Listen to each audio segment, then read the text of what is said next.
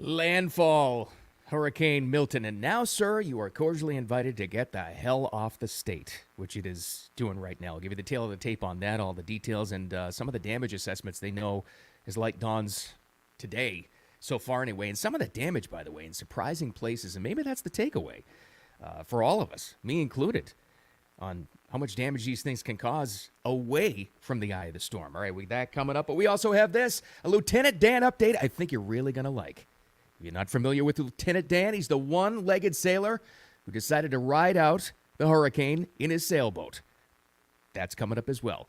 This, too, we're going to get to an unbelievable school safety issue, an irresponsible school safety issue coming out of Spring, Texas we got to get to. And Spirit Halloween, not just for Halloween anymore. All of that coming up. Let's get to the stuff. It's Thursday, October 10th. Thanks for finding Wicked Radio.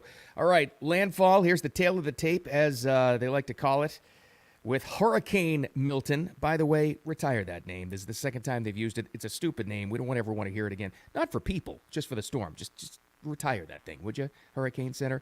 It officially made landfall as a Cat 3, at 120 in Siesta Key, south of Tampa Bay. It was officially, they calling it 8:30 p.m. Eastern time last night. Maybe the good news, this is one of the few things that surprised them on this storm, is that it did die down a little bit right before landfall. And it sounds bizarre to talk about a Cat 3 dying down, because let's remember, for a long stretch of time, it was over 24 hours as it was developing and building. This stupid thing was a 5. Don't forget about that. So count your blessings, 3, 5. At least it wasn't a 5 hitting that area, and it was a little bit south of Tampa Bay. But overall, though, I got to say this. We've been talking about the modeling a lot, the spaghetti models, and Mike from Mike's Weather Page does an amazing job compiling these things. So much so that really he's played a big part in forcing the National Hurricane Center and the Weather Channel to talk about models and not just the cone, because they got it so right. I mean, almost exactly pinpointed on this thing, where, when, and how strong it was going to be. So, I don't know. They really nailed it. As of this morning, and this will change probably a little bit up. This is usually how it goes in Florida, but then it'll adjust down as they prepare for this. 3 million plus without power in the state of Florida so far. I got to say this, though, too, and you can take this as political or not, but I will tell you, DeSantis is great in an emergency. In a situation like this, the guy is a great manager. So much so, listen to this number. It's not just coming from me. 50,000 utility workers were staged on hand and are working right now, getting that power back. 50,000. That's not just him. It's also, true enough, the FEMA director down here and the state emergency manager working together. Unbelievable job out of them. You may not like him. You may be upset that he ran against Trump. I don't know. Maybe you just don't like him personally or his policies. You can't deny this. The guy does a great job in emergency preparation, and he worked his butt off throughout this entire thing. All right, one of the more dramatic pieces of damage that you saw, because it's an amazing video, and now the drone footage over the head, is in Tampa Bay at St. Pete at Tropicana. That is, maybe was, I don't know, the home of the Tampa Bay Rays, the baseball team. The entire roof is gone. A big portion of it has ripped off. We're looking inside Tropicana Field. We're seeing extreme damage to there was a report we saw online earlier of a fire, and we were waiting to confirm that, and now we just made it up to the 5th floor of the hotel we are in, and it's hard to believe what we're looking at. Yeah, it's unreal. It really is. And I know we're mostly audio here, but you got to look at the drone footage of this thing now. And the real shame of it is, with the roof being gone off that thing, this was an area, because the Rays aren't playing right now, where they were staging a lot of those first responders and utility workers we were talking about. Now, the people over in Tampa Bay aren't talking about any injuries or fatalities. Thank God. That's great news. But, man, I tell you, that thing is just dramatic. But there's also this. This is a huge takeaway from this particular storm. I think the meteorologists learned a lot, but regular citizens like you and me, everybody everywhere, not just in a hurricane state, everywhere, listen to the tornado warnings wherever you are. Now, people in Texas and Oklahoma and Nebraska, they know what the deal is. They know exactly the kind of damage and how quickly it can come up. But for a lot of Floridians, and I got to call myself now that I'm, transplanted down here and, not really growing up around tornadoes, boy, if we didn't learn a lot from this one, So where I am in South Florida, no, we were nowhere near the center of the cone of this thing as it came ashore. I mean, nowhere. This was essentially north of Lake Okeechobee, and I'm in southeastern Florida.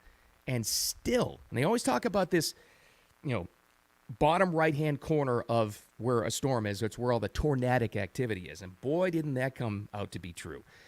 There were 117 reported tornado warnings.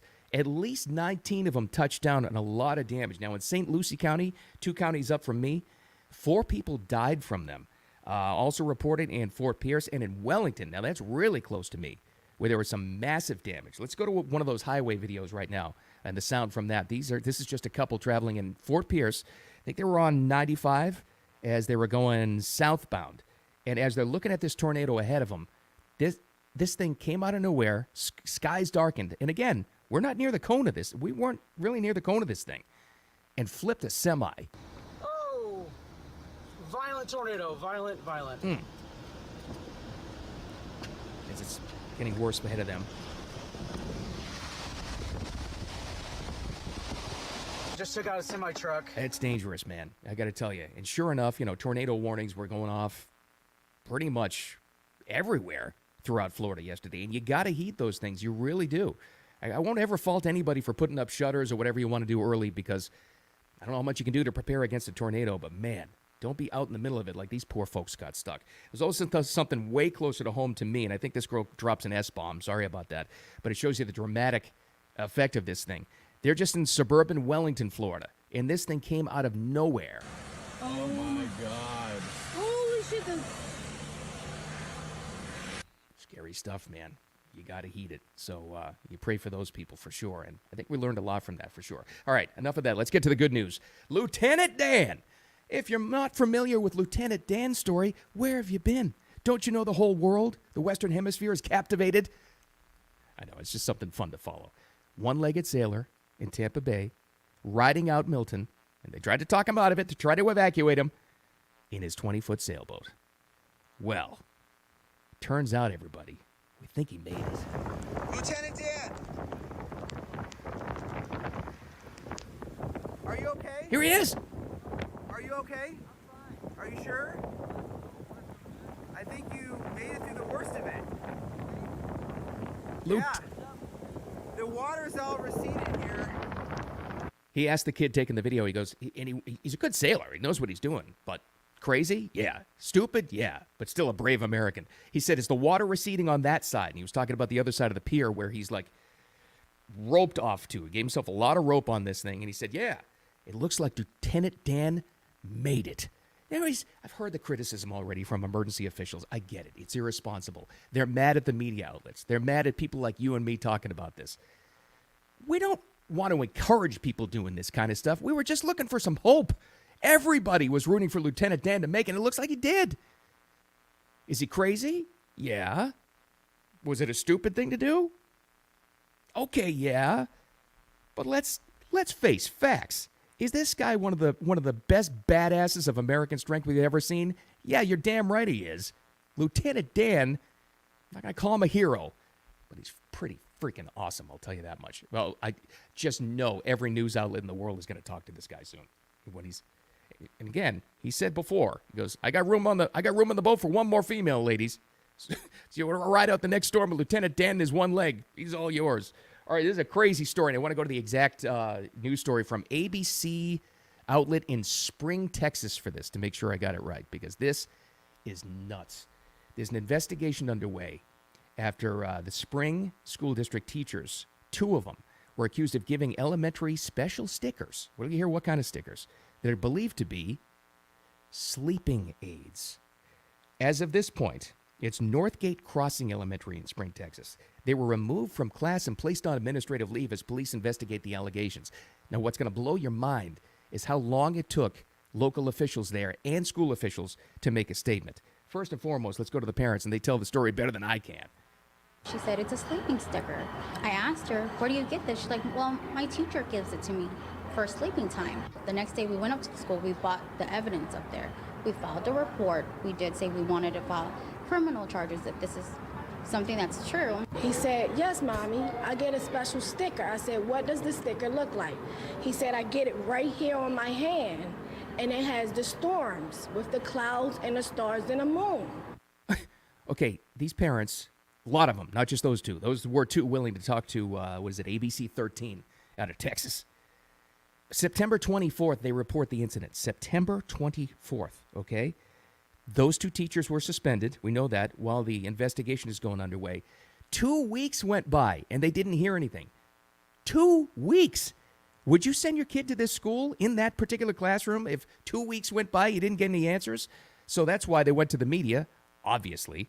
And was there a physical effect on these kids? Yeah, it wasn't just these two. They were also saying that they noticed a pattern amongst a lot of the kids, and maybe it's psychosomatic, I don't know. A lot of them weren't sleeping at night because they were probably coming off the sleepy stickers high or low or whatever the hell you want to call it. Here's the official announcement that just came from the school district 2 weeks after the fact. They were aware of allegations. 2 staff members in Northgate Crossing allegedly administered sleeping supplements to the students. They were immediately removed.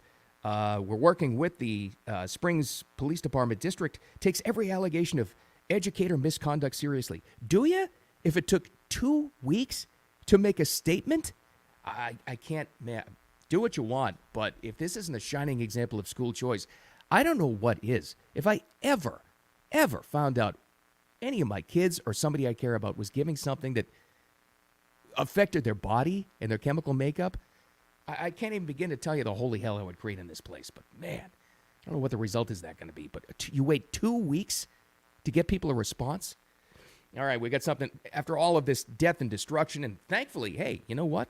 We barely talked about politics today. That's the good news of it. That's one thing we can be grateful for. How about this? And there's a hidden little nugget in this story that should give you a pretty good takeaway in the state of commercial real estate. But on the surface, it's all about this. You know those Spirit Halloween stores that are everywhere?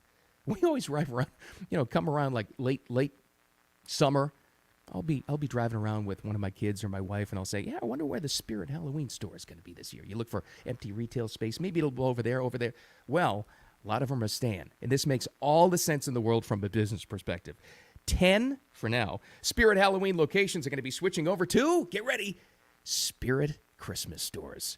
Things like decor, stocking stuffers, photo ops with Santa. It makes sense. They pop up in late summer, as you well know. 10 of them are going to switch locations into Spirit Christmas in the Northeast now. But it's just a test. They will expand across the country for future years if it works out. And you know it's going to work out.